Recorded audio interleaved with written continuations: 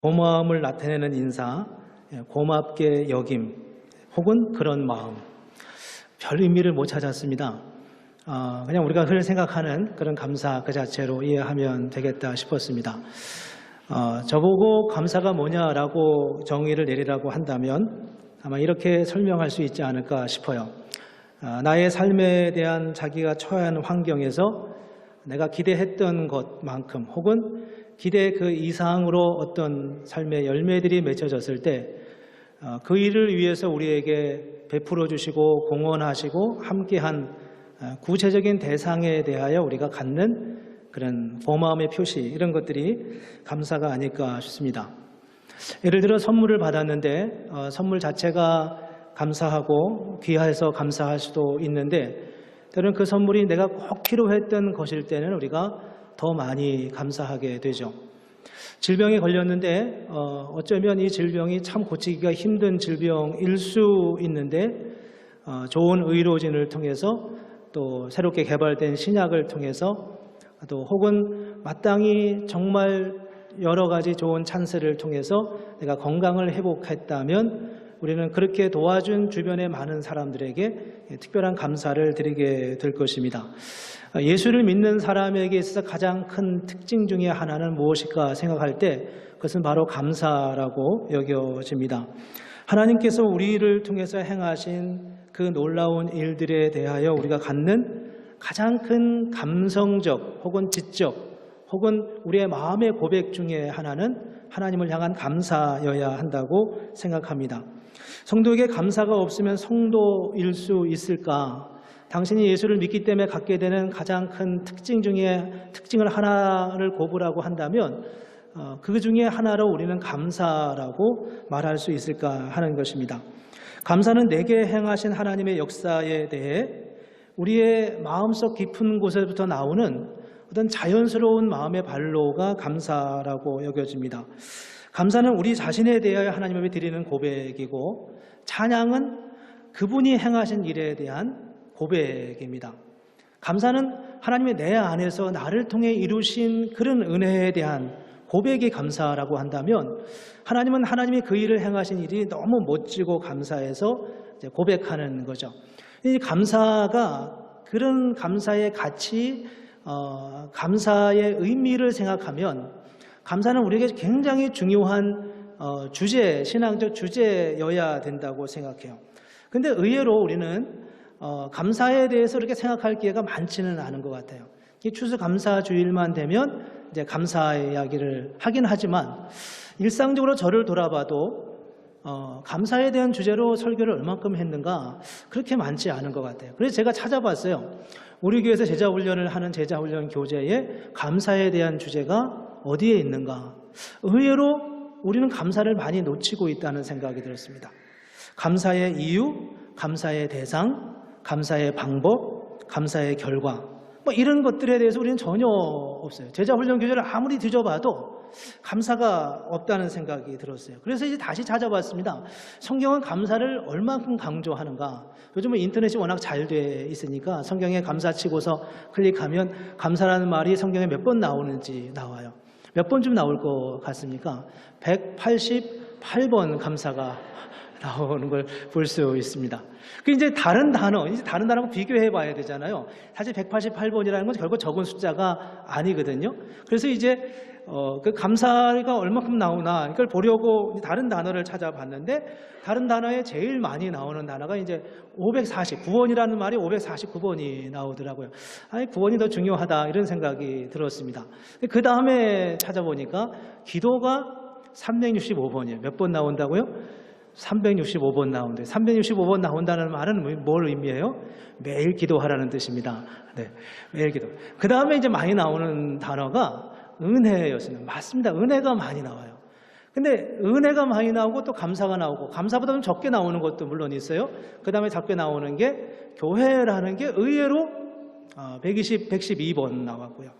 그 다음에 우리 이제 찬양에 대해서 굉장히 뜨거운 마음을 가지고 있잖아요. 찬양은 90번 나왔습니다. 저걸 보고 우리가 어느 게 더 중요해 그런 얘기를 하려고 하는 건 아니었고요.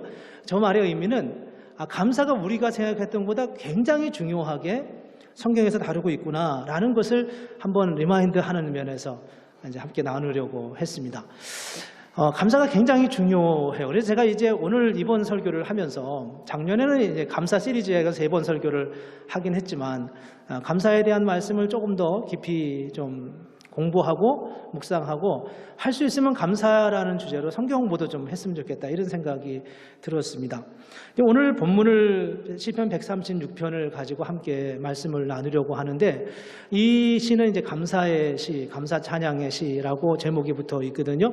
전체 26절로 되어 있는데 매 절마다 하나님께 감사하라 이런 말로 끝이 납니다.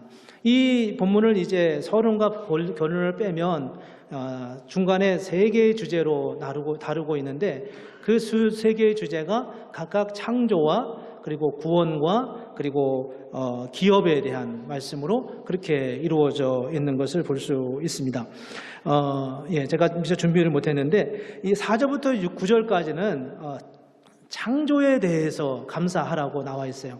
하나님이 창조하신, 오늘 본문에서 여러분 보셔서 알지만 홀로 큰 기이한 일들을 행하신 이에게 감사하라 이렇게 이제 말씀하고 있죠. 그런 감사에 대해, 그리고 10절부터 15절까지는 구원에 대해서 감사하고 있고, 그리고 그 다음 16절부터 24절까지는 기업에 대해서 가나안 땅을 정복하는 과정 속에서 하나님이 그들에게 먹고 살고 누릴 수 있는 기업을 주신 것에 대해서 감사하라고 말씀하고 있습니다. 근데 오늘 이제 우리가 함께 나눌 본문은 4절부터 9절이에요. 이 구절은 이 6구절은 하나님의 창조에 대한 역사들을 선포하면서 하나님 앞에 감사하라고 하시는 말씀입니다. 홀로 큰 기이한 일들을 행하신 이에게 감사하라. 지혜로 하늘을 지으신 이에게 감사하라. 땅을 물 위에 펴신 이에게 감사하라. 여러분, 이런 유의 감사를 하나님 앞에 드려본 적이 있습니까? 홀로 큰 일을 행하신 이에게 감사하라. 그 인자하심이 영원하미로다. 그 사랑이 얼마나 큰가. 홀로 기이한 일을, 홀로 큰 기이한 일들을 행하셔서 온 우주 만물을 창조하신 그 하나님께 감사하라. 그의 인자하심이, 그의 사랑이 얼마나 크고 놀라운가. 이렇게 지금 말씀하고 있습니다. 하나님께서 어떻게 그 크고 기이한 일을 행하셨는지, 하늘의 우주를 어떻게 만드셨는지, 하늘은 끝없이 넓은 우주와 광활한 우주 공간이 펼쳐져 있는데 이런 것들에 대하여 감사하라는 거예요. 이런 생각을 해보셨나요? 어떻게 보면 이런 말씀을 들으면 우리는 그런 생각이 듭니다. 이거면 너무 당연한 것이기도 하고, 아니 그분이 좋아서 그렇게 우주를 만드셨는데 내가 거기에 대해서 구체적으로 감사할 이유가 어디에 있냐는 겁니다. 내가 그 고백에 동의하고 내 입으로 이렇게 고백한다고 하더라도 받아들이기가 쉽지는 않은 것 같아요. 그래서 제가 이 말씀을 본문으로 선택해 놓고서는 엄청 고민을 했습니다. 저는 저 말씀을 읽으면서 제가 동의가 될 줄 알았어요. 그래, 맞아. 하나님의 크고 기이한 일들을 행하신 그 하나님에 대해서 감사하라. 그럼 마땅히 감사해야지. 그리고 제가 그 말씀을 묵상하고 읽을 때 저는 그 말씀을 충분히 이해하고 잘 설명할 수 있을 것이라고 그렇게 생각을 했어요. 근데 막상 말씀을 보면서 내가 왜 이 말씀 때문에 감사해야 되지? 어떻게 이 말씀을 설명할 수 있지? 이런 생각을 하면서 저는 굉장히 큰 딜레마에 빠져 있었습니다. 그러면서 제가 제 마음속에 이런 생각이 들었어요. 우리는 부모님께 감사하죠. 근데 부모님께 감사할 때 여러분들은 여러분의 부모님께 얼만큼 감사합니까? 정말 충분히 감사하나요? 부모님이 행하신 그 놀라운 일들, 그 엄청난 일들을 우리가 얼마만큼 기억하고 있으십니까? 자녀가 태어나서 걷기를 시작하면 자녀는 정말 아이를 엄청 사랑합니다. 다 경험해 보셔서 알지만요. 그런 사랑을 우리가 얼마나 많이 사랑하는지, 그래서 이 아이에게 내가 경험한 것을 가르쳐주고 싶고 보여주고 싶고, 내가 경험하기를 원했지만 하지 못한 경험을 또 하게 해주고 싶고, 그래서 아이들이 자라가면서 아이들한테 이것저것 보여주고 싶어서 여기저기 여행도 하고 또 세상을 구경하게 해주죠. 그 아이들이 좀 걷기 시작하면 DC도 가고 뉴욕도 가고 플로리다도 가고 뭐 나야가라 폴도 가면서 이제 아이들에게 경험을 시켜줍니다. 어느 부모님이 이런 고백을 했어요. 얼마 전에 아이에게 여행을 하면서 DC 가가지고 뭐 스미소니언 박물관도 보여주고 또 거기 링컨 기념관도 보여주고 뉴욕에 가가지고 거기서 브로드웨이도 걸어보고 야 여기가 브로드웨이야 세계의 중심지야 그러면서 그리고 또 세계 뭐 무역센터도 가보고 뭐 이렇게 갔는데 돌아와서 이 아이에게 물어봤다는 겁니다. 지난번 갔다 오니 너 기억하니? 어디 갔다 왔니? 그러니까 이 아이가 기억하는 게 호텔만 기억하더라는 거예요. 호텔만. 그래서 워싱턴 DC 호텔은 어떠했고 뉴욕 호텔은 어땠고 나야가라 폴에 가서 한 호텔은 이랬다. 이렇게 말하더라는 거예요. 그러니까 다른 건 아무것도 기억을 못 하고요. 그래서 이 부모님이 그 다음부터는 주로 호텔 중심으로 이제 여행을 하게 되더라고요. 그래서 호텔에서 가능한 오래 머물러 있고 눈높이를 이렇게 맞춰가는 그 어머니의 마음이 그 부모님의 마음이 굉장히 마음에 공감이 됐습니다. 우리는 그렇게 생각해요. 그래서 우리의 세계는 늘 좁죠. 하나님은 우리에게 얼마만한 사랑을 베풀어 주실까? 옛날에 신학교에 같이 다니던 동료 친구 중에 하나가 그런 고백을 사실 아픈 좀 마음이 짠한 고백이었는데 제가 이제 신대원을 1990년 초반에 이렇게 나왔는데 그때 PC가 이제 퍼스널 컴퓨터, 개인 컴퓨터가 나오기 시작했죠. 그래서 뭐 286, 386 이렇게 시작했는데 그때 제 기억으로 정확한 기억은 아닐 수도 있는데 컴퓨터 하나가 한 200만 원 정도 됐던 것 같아요. 근데 이 친구가 그 컴퓨터를 다들 가지니까 갖고 싶어서 자기 부모님한테 컴퓨터를 사달라고 했다는 거예요. 물론 어느 정도는 졸랐을 테고 어느 정도는 힘들게 부모님이 돈 재정을 모아서 그 일을 하신 것 같아요. 근데 세월이 지나고 난 다음에 이 친구가 되돌아보니까 자기 가정의 형편으로 봤을 때 그 286 되는 걸 거의 200만 원 들여서 부모님이 사주신 게 아무래도 상상이 안 갔다는 겁니다. 어떻게 돈을 모으셨을까? 어떻게 그렇게 하셨을까라는 생각을 하면서 마음에 그 부모님에 대한 생각이 너무 짠해서 부모님이 얼마만큼 그때 그 부모님의 마음의 상황을 자기가 충분히 다 이해하기 어려웠다라는 생각을 고백하는 이야기를 들어보았습니다. 우리가 어떻게 부모님의 마음을 이해할 수 있을까요? 물론 우리도 이미 여기 계신 분의 절반은 이미 부모가 되신 분들이에요. 부모가 돼서 우리는 자녀에 대한 사랑이 얼마나 큰지를 알아요. 그런데 우리 앞선 세대의 부모님은 또 우리하고 달라요. 우리가 많이 이해하는 것 같지만 우리 앞선 세대의 그 힘들고 어려웠던 삶의 상황에서 우리를 향했던 사랑은 우리가 쏟아붓는 사랑과는 또 다르게 이해할 수 없는 그 어떤 사랑의 영역이 있었다고 하는 것을 이 친구가 느끼기 시작한 겁니다. 그게 바로 설명할 수 없는 그런 사랑의 영역이 있다는 것을 우리에게 보여주게 됐습니다. 저는 그 말씀을 가만히 생각하면서 오늘 본문의 말씀을 생각했습니다. 이 원리가 하나님을 이해하는 대로 그대로 전형 이렇게 옮겨가 보죠. 우주를 창조하신 하나님. 하나님은 우주를 어떻게 만드셨을까요? 세상을 만드신 하나님. 땅 위에, 물 위에 땅을 세우신 하나님. 그 하나님을 우리가 어떻게 이해할 수 있겠습니까? 오늘 4절, 6절, 8절에 보면 이렇게 말씀합니다. 홀로 큰 기이한 일들을 행하신 이에게 감사하라. 땅을 물 위에 펴신 이에게 감사하라. 해로 낮을 주관하게 하신 이에게 감사하라. 제가 저 말씀을 보면서 어떤 고민을 했냐 하면 그래 맞아 하나님은 굉장히 저렇게 창조하시는 과정 속에 하나님의 어떤 역사들을 좀 살펴보려고 고민을 했어요.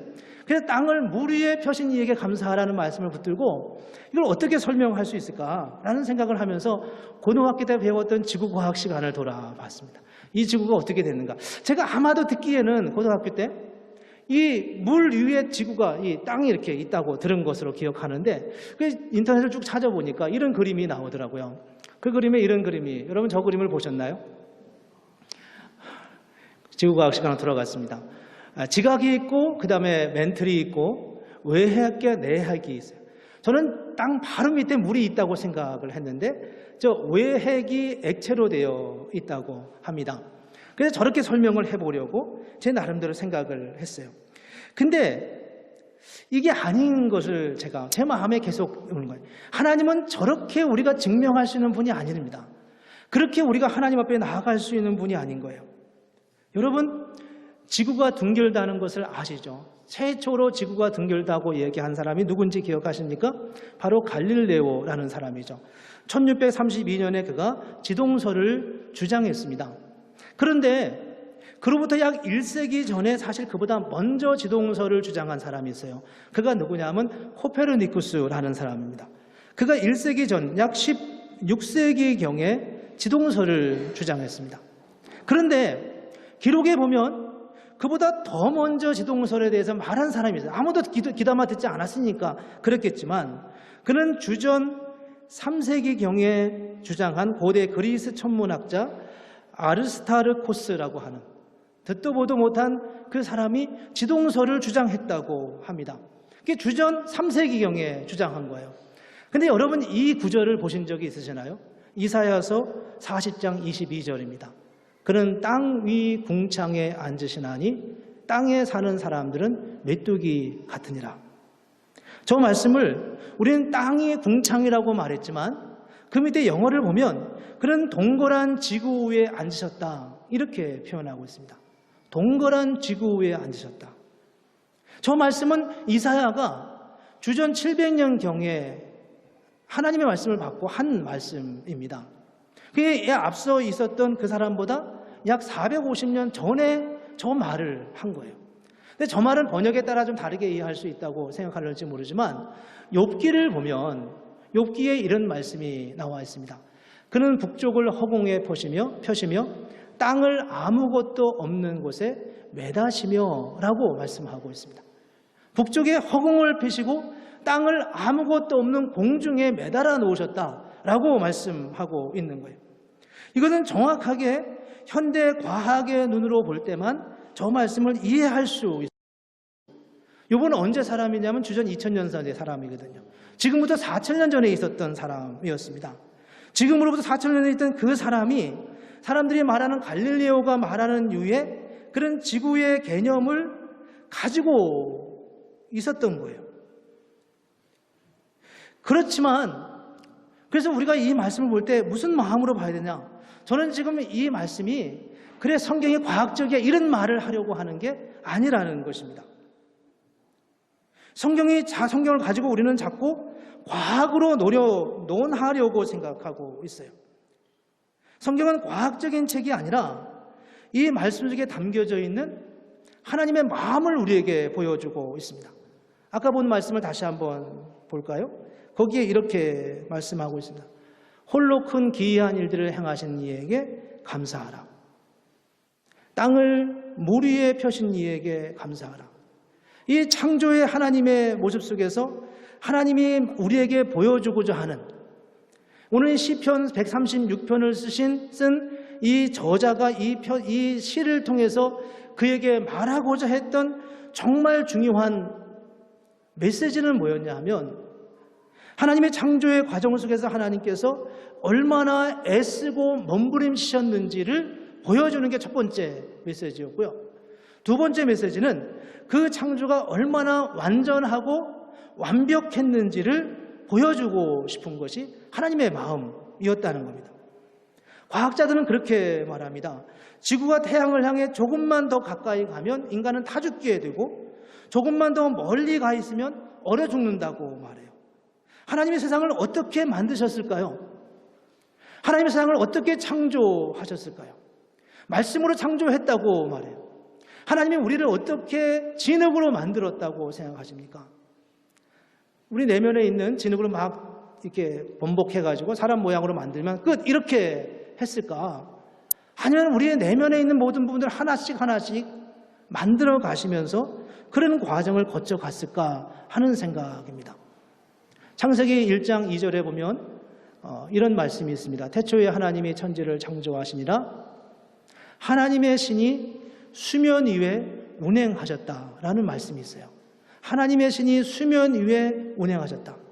그게 성령이 이 온 지구를 품고 운행하셨다는, 여기서 운행이라고 하는 말은 무슨 뜻이냐 하면 닭이 계란을 품에 안다, 그런 의미가 있어요. 이 닭이 계란을 품에 안고 21일 동안 있으면 그 계란이 부화돼서 병아리가 나오잖아요. 이 기간 동안 어미 닭은 자기 털이 다 빠질 만큼 그렇게 진액을 다 쏟아서 한 생명을 잉태하고 생명을 창조하는 과정을 겪게 됩니다.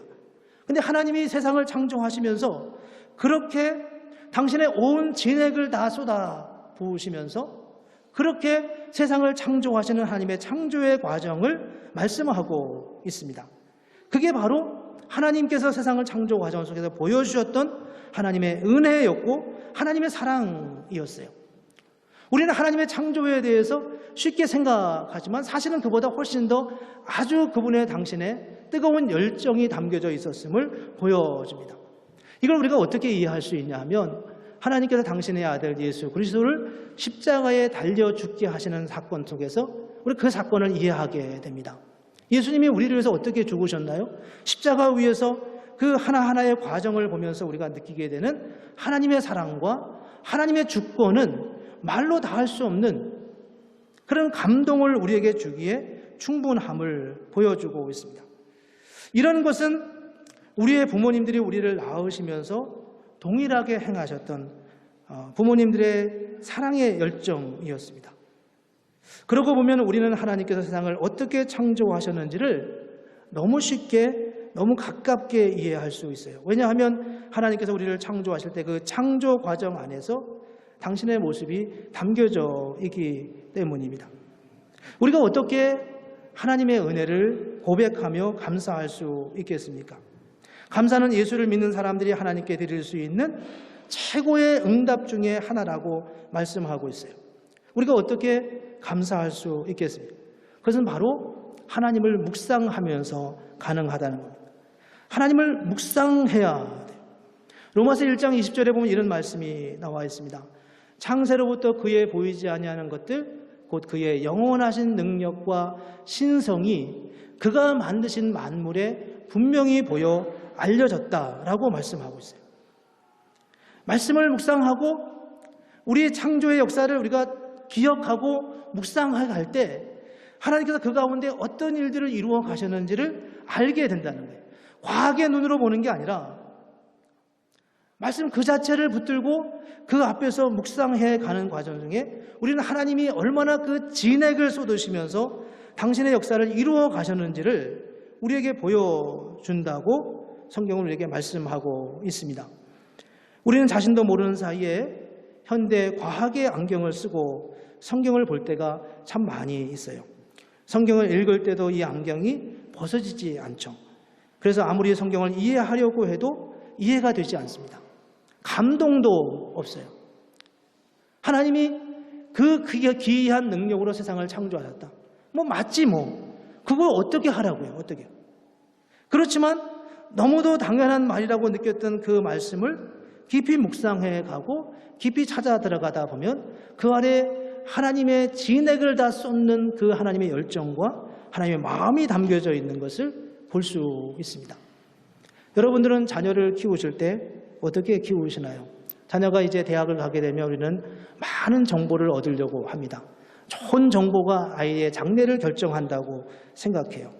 그렇지만 사실 우리에게 있어서 더 필요한 것은 정보가 아니라 묵상입니다. 하나님께서 이 아이를 어떻게 세우시려고 하시는가? 하나님께서 이 아이를 향한 목적은 무엇인가를 정말 깊이 묵상하고 기도하는 중에 하나님의 은혜를 알게 되는 겁니다. 어떻게 욥이 그 고대 시대에 하나님이 창공 속에 공중 속에 지구를 매달았다고 고백할 수 있겠습니까? 우리는 과학의 눈이 아니면 이것을 이해할 수 없다고 말하는데 사실 욥은 과학자가 아니었음에도 불구하고 하나님의 그런 영적인 우주적 원리를 깨달았어요. 그걸 우리가 이해할 수가 없어요. 그렇지만 하나님께 가까이 다가가면 다가갈수록 모세가 천지창조의 역사를 기록하지 않습니까? 어떻게 천지창조 역사를 모세가 기록할 수 있었겠어요? 그게 그 당시 설화였겠습니까? 그럴 수 없는 이유는, 그리고 그것이 가능할 수 있었던 이유는 하나님에게 그분을 묵상하며 그분에게 가까이 다가갈 때 하나님께서 우리에게 주시는, 그들에게 주셨던 놀라운 영적 세계가 열리고 그 속에서 주님을 경험하게 하시는 하나님의 은총을 볼 수 있습니다. 묵상은 하나님의 통치를 깨닫게 하는 거예요.